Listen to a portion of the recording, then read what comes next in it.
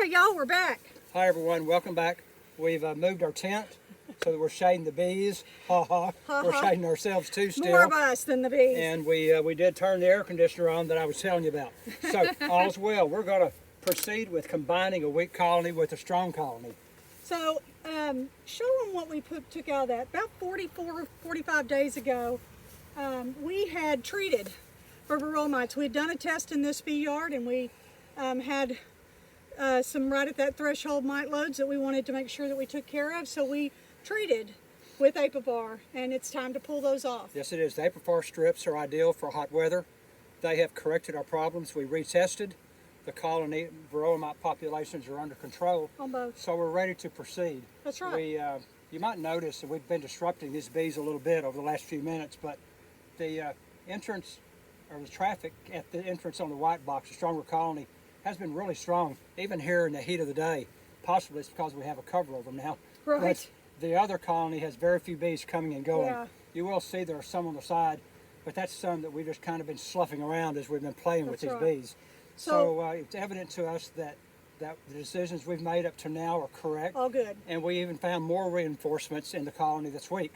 You want to tell them about the queen cells? Yeah, we found a couple of queen cells in there, and so I just went ahead and I made those gone. I verified that there wasn't larvae in, and there wasn't. They were long since gone, which is what we knew when we got here, that's what was going to end up happening. It just wasn't, they weren't doing well. Therefore, there was no queen pheromone present up in that top box, which is going to be our top box, to prevent these two from joining properly. While I'm still holding this, dispose of properly. We don't throw it out in the field for cattle or for wildlife. That's right. To get a hold of. So we will throw it away, take it back with us as we leave. So if this colony would have had a queen, and that colony would have had a queen, we know this is a better colony. We're going to get rid of this queen. We don't want to start, if we can help it, from adding another queen with this one when we do the newspaper method. They would probably duke it out and the better queen would win, but what if, let's just say what if accidentally it was this queen that survived? It's quite we possible really want this one too. So we know that this one's queenless, but if you have a queen that's just failing or aged out, then get rid of her, make her gone, and then you can add it up. And so what we're going to do now, our steps are, we're going to open this, we're going to feed. I'm going to give it a little bit more sugar water. I already gave it a little bit. Give it a little more sugar water. We're going to add a pollen patty because we want them to be well fed going into this joining of families, or somewhat families. And then we're going to add this piece of newspaper in between the two boxes and close it back up. I think it would be good for a teaching standpoint to begin by smoking the entrance of both boxes. Yeah, we did. And then when we remove the outer cover from the weak box, we're going to go ahead and pull frame 4 and show you where Chari popped those queen cells, just so you can see where their existence was. And then we'll briefly review what we're seeing there. Okay. Can you pry that apart for me? Yeah, I'll let you do that while I don't have a hive tool. Okay. You don't? I took your hive tool? I guess. You can never have too many hive tools. Isn't that the truth? Then? We have 7 between the two of us. Yeah. And that's never enough. All right, so you show them that queen cell while I... Okay, here's a frame out of the colony that we're going to combine with the better colony. It'll be a little difficult to see, but this side of this frame used to be a brood frame, and it was quite a healthy one too. This side and the far side, especially on this, you can see it. You can see the honey in the corners. You can see where we had developing brood down in the core and the ball in the center, and now there's nothing there except nectar. When we go to the other side, here are the queen cells that Chari cut out. This one, which had nothing in it, and this one. That was just a last-ditch effort by this colony to try to survive. So we're going to go ahead and reinstall it. It's proof to us that we are doing the correct thing, and we'll move forward. That's right. All right, so I've got our pollen patty here. This is the time of year we use pollen patties and not dry pollen.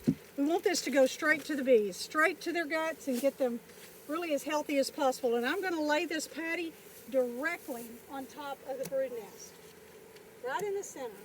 In inspecting the outer cover when we took it off, there were zero small hive beetles in either one of these two colonies. That being the case, we're comfortable, in our opinion, of putting a full patty on top of this box, on top of the brood nest. On the bottom box, not on the top box because there's no brood up there. So we want it on top where the brood are. Let's go back. If we were in Conroe, where our place is, where our bees are, we would use much smaller strips of it, strips that our bees would consume within 2, 3, 4 days. That's right. So that we would not have a hive beetle Beetle infestation. problem, because that can happen before you know it. The larvae are created from an egg in 2.5 days of a small hive beetle. So if this were at home, we'd have trouble in the first week. So Sherry's going to take and put the newspaper on top. Regular old newspaper. Not the shiny kind, y'all. Not the shiny. We're not concerned that this box is going to be sitting on top of the pollen because At it'll all. just kind of press down if necessary. Absolutely. It won't hurt a thing. So now we're going to combine the two. You ready? Excuse me for stepping in front. There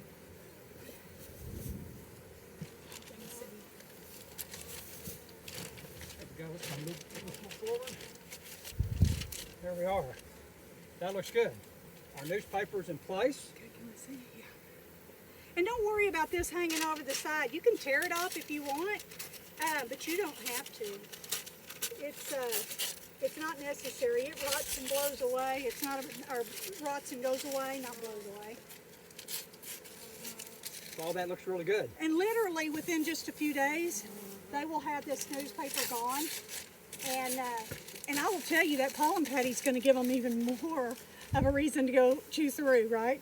And it's not, these bees are going to get along. I'm telling you, they're not going to worry that they have been different families, because this one has virtually just foragers that are kind of lackadaisical, not knowing what's going on. So this is going to work, and it's going to work good.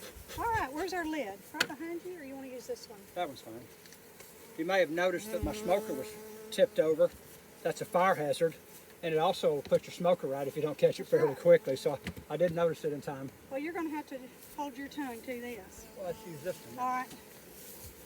Well, what ends up happening out here, especially out in the pasture, is these lids absorb moisture, and they get hard to put on, just normal.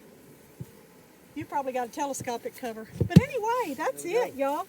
That is the process. We just added a completely weak colony to one that was okay, in good shape, and we're going to count on that. Well, and speaking of counting, we went from 2 colonies to 1 colony. We did. But the beauty of that is now this colony is going to overwinter well, and come spring during split time, we will separate this, even if we just do a simple walkaway split, and then we're back to 2 colonies instead of only having 1, because a weak one most likely would not have overwintered. That's right. That's right. Gonna wrap it up. I think so. Thanks, y'all. I hope you learned something.